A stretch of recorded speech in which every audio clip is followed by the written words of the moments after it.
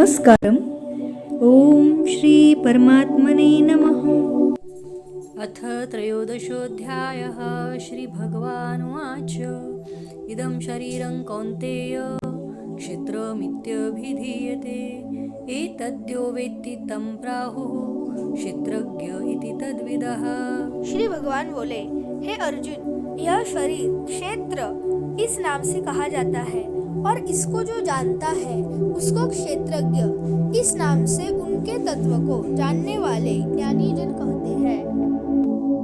क्षेत्रज्ञं चापि मां विद्धि सर्वक्षेत्रेषु भारत क्षेत्रक्षेत्रज्ञयोर्ज्ञानं यत्तज्ज्ञानं मतं मम। हे अर्जुन, तू सब क्षेत्रों में क्षेत्रज्ञ अर्थात जीवात्मा भी मुझे ही जान और क्षेत्र क्षेत्रज्ञ को अर्थात विकार सहित प्रकृति और पुरुष का जो तत्व से जानना है वह ज्ञान है, ऐसा मेरा मत है। तत्क्षेत्रं यच्च यादृक् च यद्विकारी यतश्च यत् स च यो यत्प्रभावश्च तत्समासेन मे शृणु। वह क्षेत्र जो और जैसा है तथा जिन विकारों वाला है और जिस कारण से जो हुआ है तथा वह क्षेत्रज्ञ भी जो और जिस प्रभाव वाला है वह सब संक्षेप में मुझसे सुन। ऋषिभिर्बहुधा गीतं छन्दोभिर्विविधैः पृथक् ब्रह्मसूत्रपदैश्चैव हेतुमद्भिर्विनिश्चितैः। यह क्षेत्र और क्षेत्रज्ञ का तत्व ऋषियों द्वारा बहुत प्रकार से कहा गया है और विविध वेद मंत्रों द्वारा भी विभाग पूर्वक कहा गया है तथा भली भांति निश्चय किए हुए युक्तियुक्त ब्रह्मसूत्र के पदों द्वारा भी कहा गया है। महाभूतान्यहंकारो बुद्धिरव्यक्तमेव च इन्द्रियाणि दशैकञ्च पञ्चचेन्द्रियगोचराः। 5 महाभूत, अहंकार, बुद्धि और मूल प्रकृति भी तथा 10 इंद्रिया, एक मन और 5 इंद्रियों के विषय अर्थात शब्द, स्पर्श, रूप, रस और गंध। इच्छा द्वेष सुखं दुःखं संघातश्चेतना धृतिः एतत् क्षेत्रं समासेन सविकारमुदाहृतम्।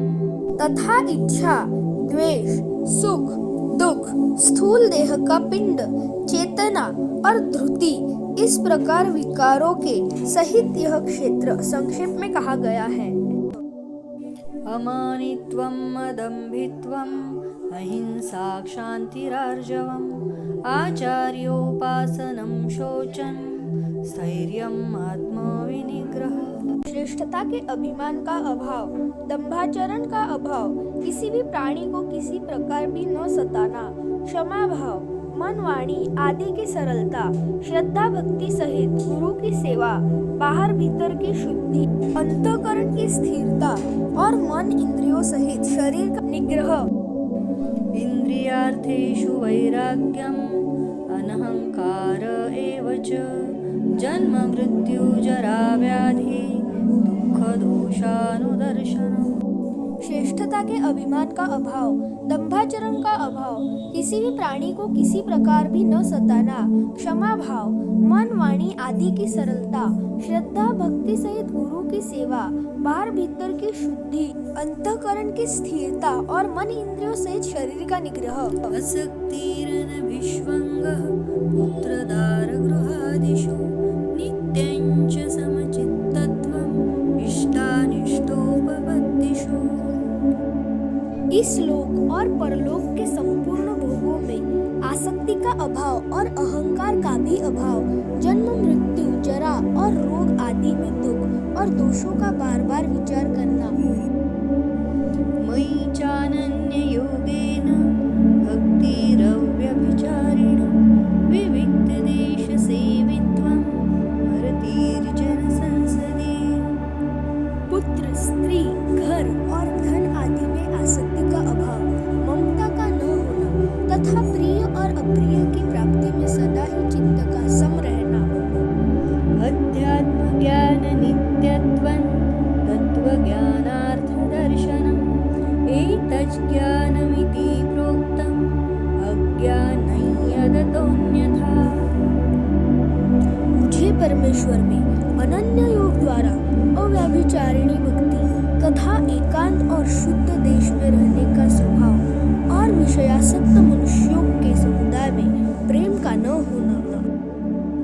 ज्ञेयं यत् प्रवक्ष्यामि यज्ञात्वामृतमश्नुते अनादिमत्परं ब्रह्म न सत्तन्नासदुच्यते। अध्यात्म ज्ञान में नित्य स्थिति और तत्व ज्ञान के अर्थरूप परमात्मा को ही देखना, यह सब ज्ञान है, और जो इसके विपरीत है वह अज्ञान है, ऐसा कहा है। सर्वतः पाणिपादं तत् सर्वतोक्षिशिरोमुखं सर्वतः श्रुतिं मल्लोके सर्वमावृत्य तिष्ठति। जो जानने योग्य है तथा जिसको जानकर मनुष्य परमानंद को प्राप्त होता है, उसको भली भांति कहूँगा। वह अनादि वाला परब्रह्मा न सत ही कहा जाता है और न ही असत।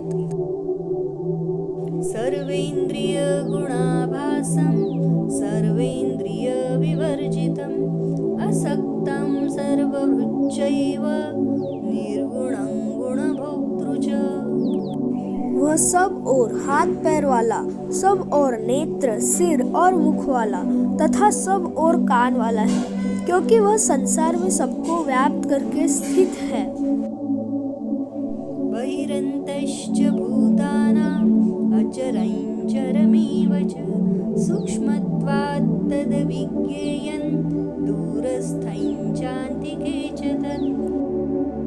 वह संपूर्ण इंद्रियों के विषय को जानने वाला है, परंतु वास्तव में सब इंद्रियों से रहित है तथा आसक्ति रहित होने पर भी सबका धारण पोषण करने वाला और निर्गुण होने पर भी गुणों को भोगने वाला है।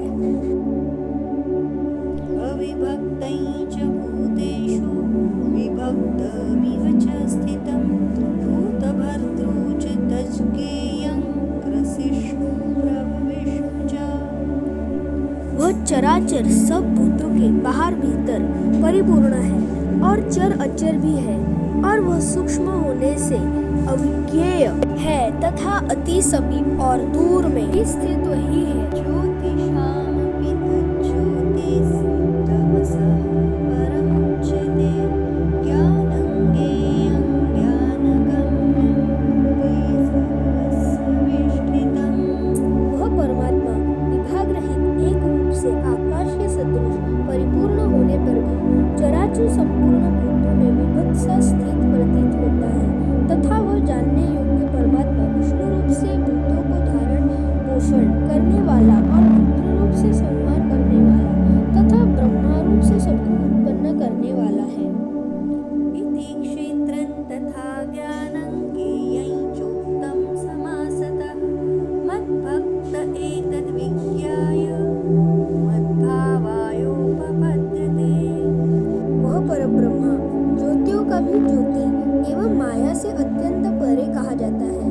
वह परमात्मा बोध स्वरूप जानने के योग्य एवं तत्वज्ञान से प्राप्त करने योग्य है और सबके हृदय में विशेष रूप से स्थित है। प्रकृतिं पुरुषं चैव विद्यनादि उभावपि विकारांश्च गुणांश्चैव विद्धि प्रकृतिसम्भवान्। इस प्रकार क्षेत्र तथा ज्ञान और जानने योग्य परमात्मा का स्वरूप संक्षेप में कहा गया।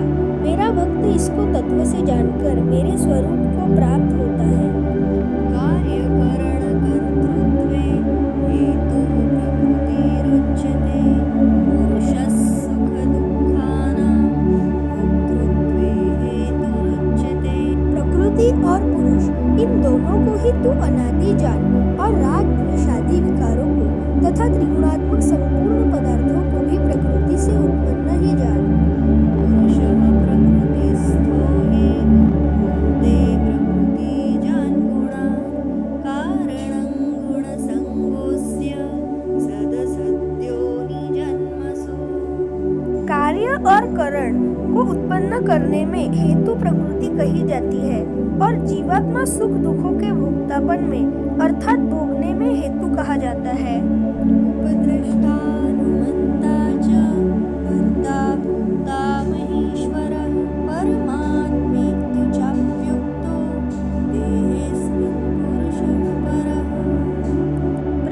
में स्थित पुरुष ही प्रकृति से उत्पन्न त्रिगुणात्मक पदार्थों को भोगता है और इन गुणों का संग ही इस जीवात्मा के अच्छी बुरी योनियों में जन्म लेने का कारण है। य एवं वेत्ति पुरुषं प्रकृतिं च गुणैः सह सर्वथा वर्तमानोऽपि न स भूयोऽभिजायते। इस देह में स्थित यह आत्मा वास्तव में परमात्मा ही है। वह साक्षी होने से उपद्रष्टा और यथार्थ सम्मति देने वाला होने से अनुमंता, सबका धारण पोषण करने वाला होने से भर्ता, जीवरूप से भोक्ता, ब्रह्मा आदि का भी स्वामी होने से महेश्वर और शुद्ध सच्चिदानंद घन होने से परमात्मा ऐसा कहा गया है। ध्यानेनात्मनि पश्यन्ति केचिदात्मानमात्मना अन्ये सांख्येन योगेन कर्मयोगेन चापरे। इस प्रकार पुरुष को और गुणों के सहित प्रकृति को जो मनुष्य तत्व से जानता है वह सब प्रकार से कर्तव्य कर्म करता हुआ भी फिर नहीं जन्मता। अन्ये त्वेवमजानन्तः श्रुत्वान्येभ्य उपासते तेऽपि चातितरन्तेव मृत्युं श्रुतिपरायणाः। उस परमात्मा को कितने ही मनुष्य तो शुद्ध हुई सूक्ष्म बुद्धि से ध्यान द्वारा हृदय में देखते हैं, अन्य कितने ही ज्ञान योग द्वारा और दूसरे कितने ही कर्म योग द्वारा देखते हैं अर्थात प्राप्त करते हैं। यावत् संजायते किंचित् सत्त्वं स्थावरजङ्गमं क्षेत्रक्षेत्रज्ञ संयोगात् तद्विद्धि भरतर्षभ।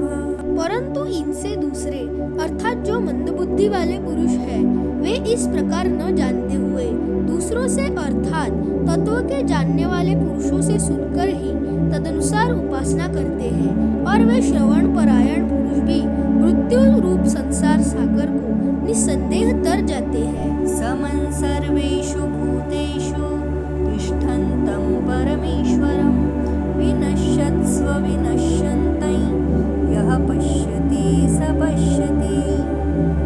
हे अर्जुन, यावन मात्र जितने भी स्थावर जंगम प्राणी उत्पन्न होते हैं उन सबको तो क्षेत्र और क्षेत्रज्ञ के संयोग से ही उत्पन्न हुआ है ऐसा जान। समं पश्यन् हि सर्वत्र समवस्थितमीश्वरं न हीनस्त्यात्मनात्मानं ततो याति परां गतिम्। जो पुरुष नष्ट होते हुए सब चराचर भूतों में परमेश्वर को नाश रहित और संभाव से स्थित देखता है वही यथार्थ देखता है।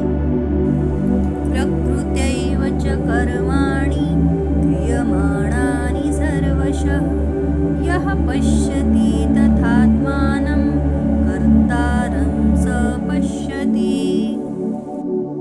क्योंकि जो पुरुष सब में संभाव में स्थित परमेश्वर को समान देखता हुआ अपने द्वारा अपने को नष्ट नहीं करता, इससे वह परम गति को प्राप्त होता है।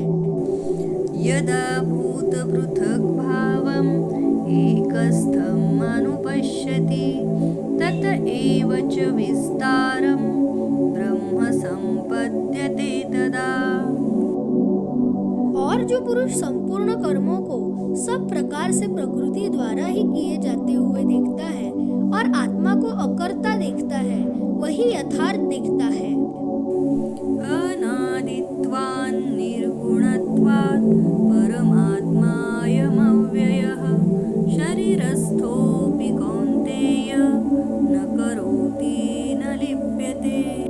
जिस क्षण यह पुरुष भूतों के पृथक पृथक भाव को एक परमात्मा में ही स्थित तथा उस परमात्मा से ही संपूर्ण भूतों का विस्तार देखता है, उसी क्षण वह सच्चिदानंद घन ब्रह्मा को प्राप्त हो जाता है। यथा सर्वगतं सौक्ष्म्यात् आकाशं नोपलिप्यते सर्वत्रावस्थितो देहे तथात्मानोपलिप्यते।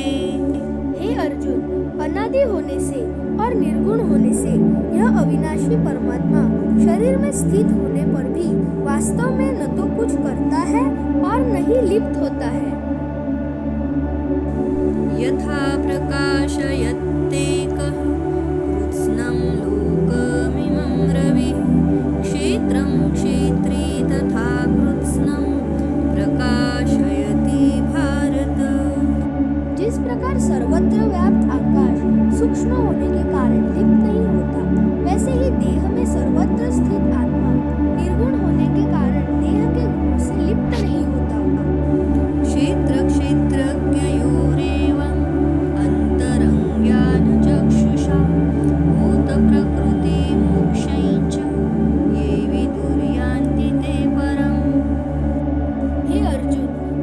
प्रकार एक ही सूर्य इस संपूर्ण ब्रह्मांड को प्रकाशित करता है, उस प्रकार एक ही आत्मा संपूर्ण क्षेत्र को प्रकाशित करता है।